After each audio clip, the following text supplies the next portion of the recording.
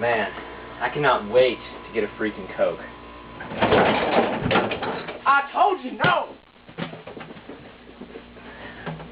Freaking fatty!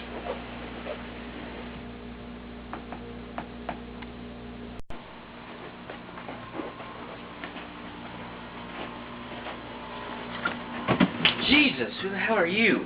I'm the fridge demon. What are you doing here? I want a Coke. Alright, well, you're not Austin, so you can have that Coke right there. Don't let Austin get a Coke. Okay. Wait. So tell Austin to take that back.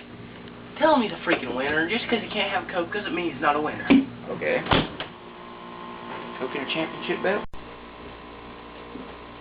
Something bad happened? No, it's like the light. It's like all messed up and stuff. So, and Nathan ran home to get some clothes, so. It's the light. I know. I don't like it rattling like that. Okay. The light. Oh my God! Grab it out of me!